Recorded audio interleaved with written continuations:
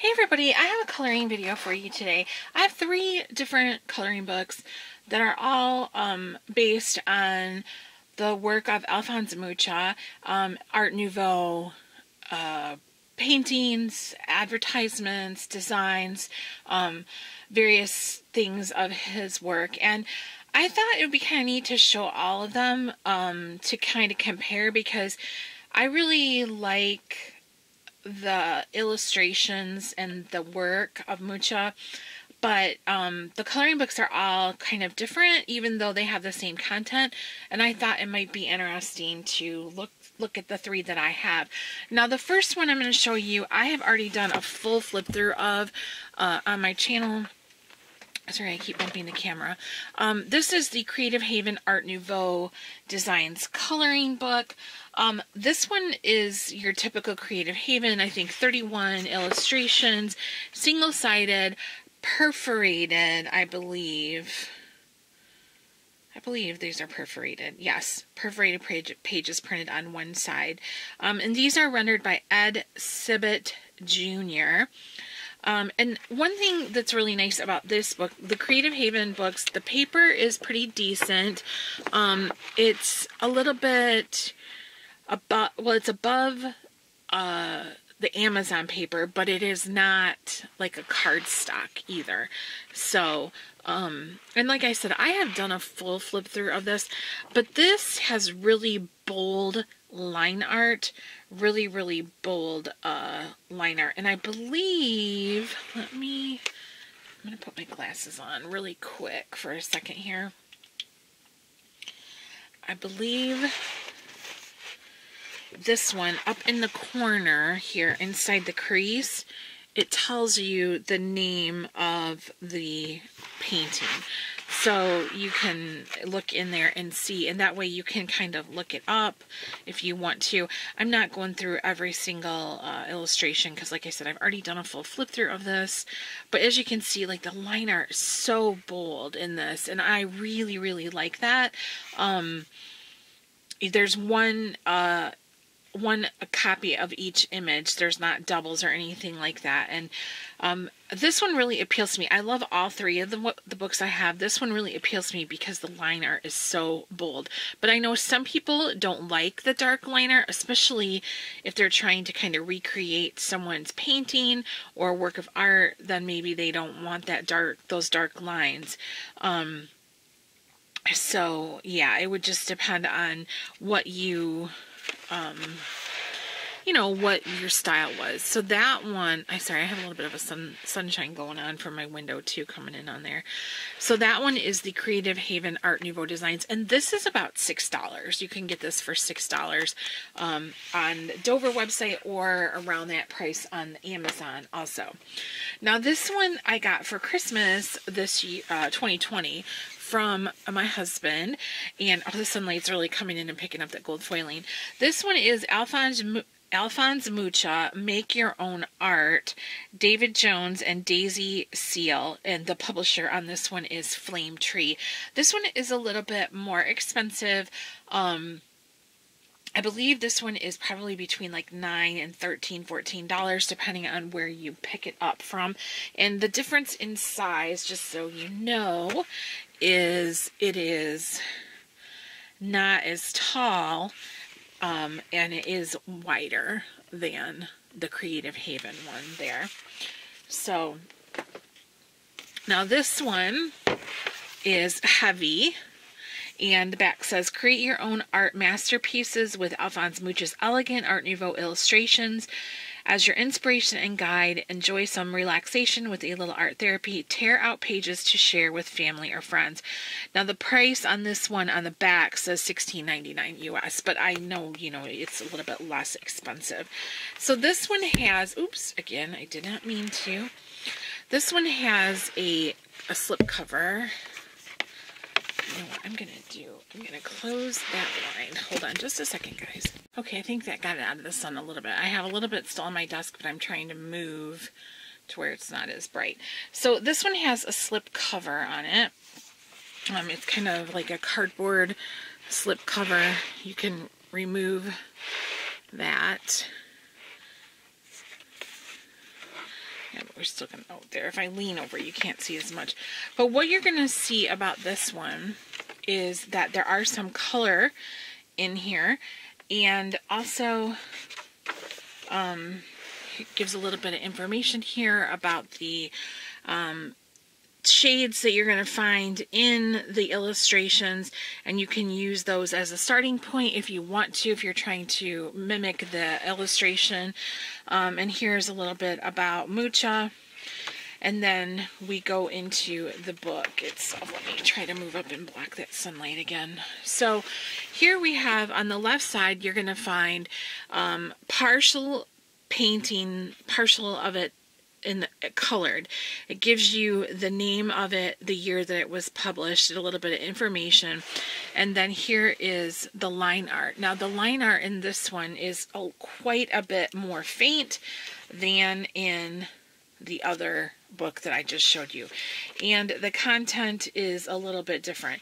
You're not going to find every single illustration to be the same in these two books. The paper in this is really nice. It is not a cardstock, but it is a heavier weight paper that will take water mediums, I think. And, you know, or you could use markers, because all you have on the other side is this page with the information about it. So I really like this one too. I like this one because I like the size of it. I like that it feels like an elegant type of coloring book. And I also like that the line art is a little bit faint. However, that can be frustrating in some instances if you're somebody like me who is not an advanced colorist, and I'm a little unsure of where to put things. You know what I mean? Like here. Okay, for example, let me zoom in to this. So like these lines in her flowers are very, very faint and sketchy. And also like in her, oops, I don't want to raise that up too much because of the sun. In her face, like around her eyes, and that. If you're not a confident colorist, which I am not what I would consider a confident colorist, that can be a little bit daunting. But still, I'm excited to, you know, to have this and color in it. But, you know, I do like that it gives you a little bit on this side, that partial image, the image partially colored, and it tells you what it was and everything. You can look it up and see the full image if you want to.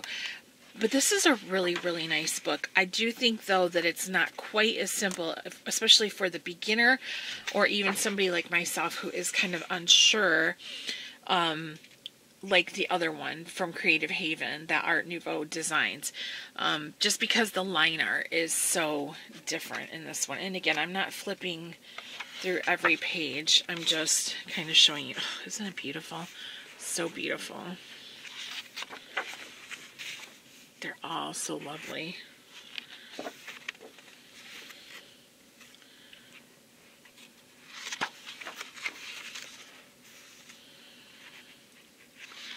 But it can be a little bit intimidating, this one, I think.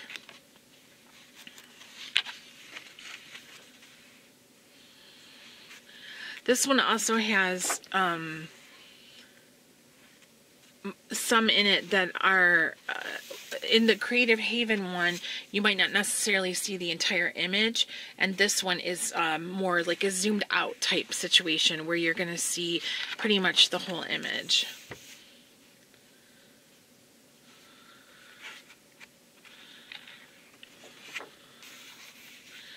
Like this one intimidates me, you know, and that line art is very faint. So,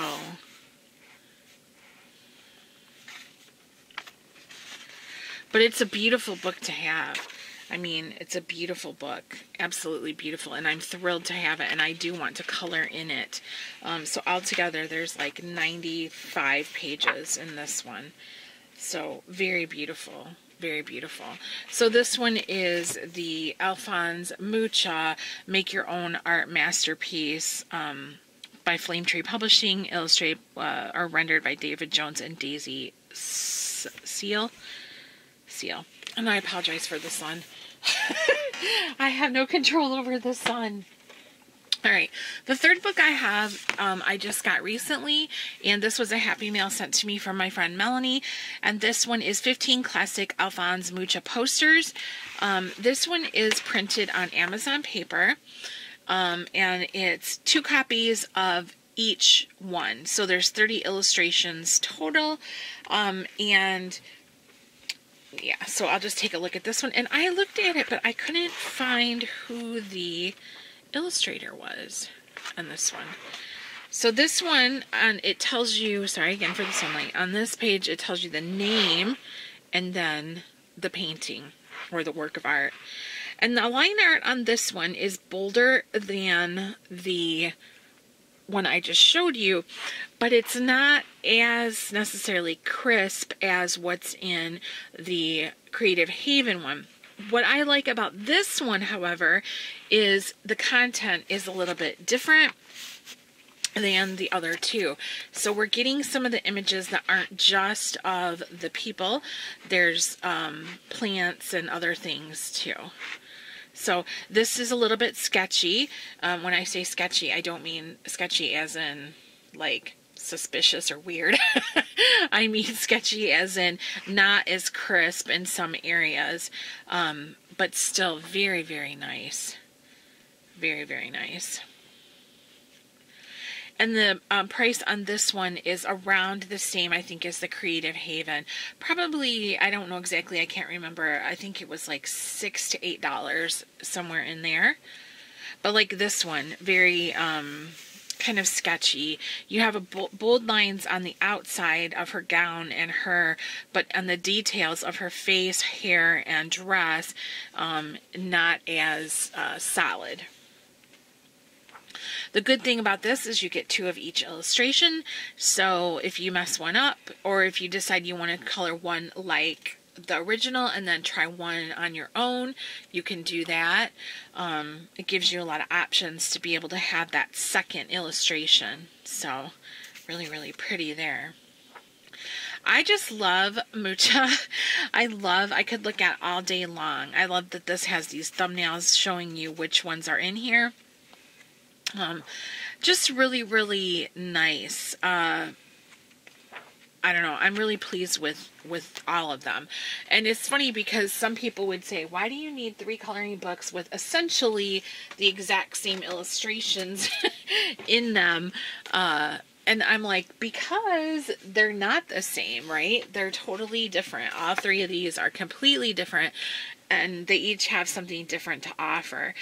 So really, really, I don't know, I just love them all, but I just thought if a person wasn't as weird and has that collectorism part of their personality like I do, they might only be satisfied with the one. And it'd be hard for me to recommend one over the other because I like all 3 of them so much. I would say this one, the pros about all of them, this one you have 31 designs, each one different from the next. The line art, super bold, which can also be a drawback for some people, but for me, I like that. And paper's decent, and you can remove them if you want to because they're perforated. And the price is good on that one. This one, also, the paper is fabulous, heavy duty. It's very much to me an art book more than just a coloring book because there are so many illustrations in this one. Very comprehensive of his work, and it gives you the color, shows you the color there, and also the page in the beginning where they give you tips on the types of hues to use in this book. Line art very light in this one, and maybe not as, maybe a little bit daunting for a beginner colorist or somebody who is unsure of themselves. So, and then this one, not as many illustrations because you're only getting 15. However, you're getting 2 versions of each. So if you mess one up, or like I said, you want to try your hand at a different palette, you're able to do that. The paper is Amazon, but perfect for markers or gel pens or anything like that. And also bold line art with a little bit of sketchy at the same time. So I love them all. I do. I think if you were a beginner colorist, I would start with the Creative Haven or this one. Either one of those would be fine for a beginner. A very simple would be the Creative Haven. If you're a little bit more comfortable than this one, and then the 15 classic posters. And then if you are feeling adventurous or really love recreating your own art, if you're very into Art Nouveau and all that, this one would be perfect. I'm glad I have all 3, and I plan on utilizing all 3 of them. So I just thought you guys might be interested in seeing the difference between all of them and kind of my take on them. But I will link them all in the description section below, where you can check them out yourself and read other reviews or whatever on Amazon. So yeah, just so that you'll know. But I'll put the links in the bottom, and I am an affiliate for Amazon. But the link will take you right there, so you can check them all out and be your own judge of which ones you like the best or what you think is the best. So let me know what you think. Thank you guys so much for watching, and I'll see you in the next one.